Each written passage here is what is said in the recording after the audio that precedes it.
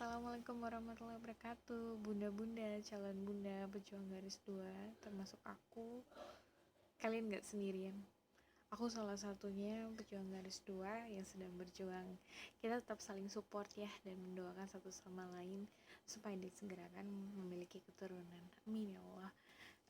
Jadi aku di sini mau sedikit sharing ke teman-teman tentang perjalanan aku untuk program kehamilan, apa aja tahapan-tahapan yang aku jalani dan aku lewati, yang sudah aku lewati dan akan aku lewati.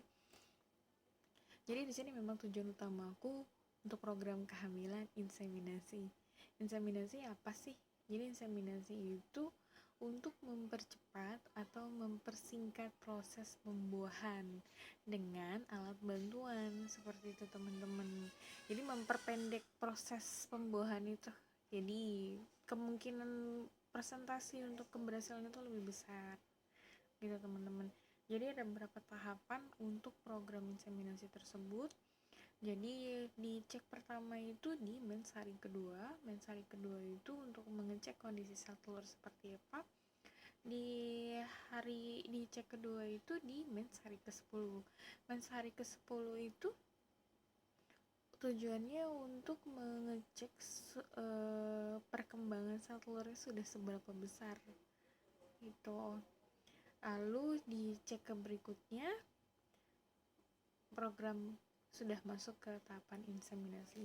Jadi aku mau cerita untuk yang pertama nih ya. Jadi aku mau cerita cek konsultasi aku yang pertama. Jadi di sini aku punya dokumentasinya teman-teman ya. Jadi teman-teman kalau mau tahu aku seperti apa perjalanan aku, ya seperti ini teman-teman. Jadi aku dokumentasiin. Jadi waktu itu cek aku yang pertama, aku mau mulai program kehamilan itu di tanggal 11 Oktober tahun 2023. Nah itu adalah mens aku yang ke-10 gitu. Jadi aku dicek di dokter melalui transvaginal, dicek kondisi rahim aku seperti apa gitu. Nah terlihat nih ada kayak besar begitu. Nah yang besar ini pertama itu dokter mengindikasi ini sel telurnya besar gitu. Oh ini sel telurnya besar, bagus, semoga berhasil secara alami. Nah sebelum untuk program alami ini aku ada tindakan sis. Jadi tindakan sis itu teman-teman bisa baca di Google, tapi aku jelaskan sedikit aja ya tentang besarannya seperti apa. Jadi sis itu namanya salin infusion sonohysterogram atau hysterosonografi. Jadi itu prosedur untuk program kehamilan untuk mengevaluasi rahim dan bentuk rongga rahim. Jadi untuk ngecek nih saluran rahim, saluran sel telurnya, saluran rahimnya itu bagus atau tidak, ada sumbatan atau tidak.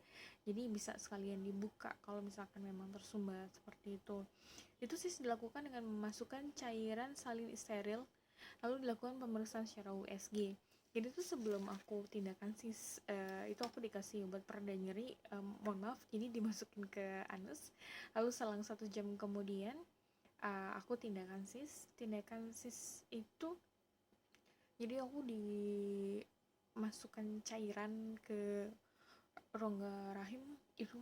Kalau ditanya rasanya seperti apa, rasanya kayak kembung, perut itu diisi air banyak banget. Saya kayak kembung, pengen pipis, mual juga, kram, campur aduk deh teman-teman. Setelah itu dicek lah sama dokternya di layar USG-nya seperti apa. Jadi teman-teman tuh punya dua pilihan ya, antara HSG dan sis. Kalau secara biaya tentunya lebih murah sis ya dibanding HSG. Dan kalau misalkan responnya atau impact rasanya seperti apa sih, sakit atau enggak, ya nggak jauh-jauh beda mungkin ya, kram-kram segala macam. Kalau HSG itu menggunakan sinar ronsen, kalau sis itu pakai USG. Jadi itu bedanya seperti itu sih, tapi overall sama. Tujuannya memang untuk mengecek saluran rongga rahim itu seperti apa. Nah setelah aku dicek itu, aku dikasih vitamin program kehamilan, Colavit, lalu aku dikasih metformin, setelah aku cek di Google, ternyata fungsi dari metformin itu, kalau teman-teman cek nih ya, itu fungsinya untuk sakit diabetes ya. Nah, kalau untuk di program kehamilan ini fungsinya beda, tapi hampir mirip tapi beda.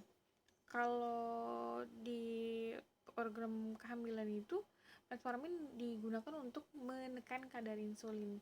Jadi ternyata kadar insulin itu berpengaruh banget buat sistem reproduksi teman-teman begitu.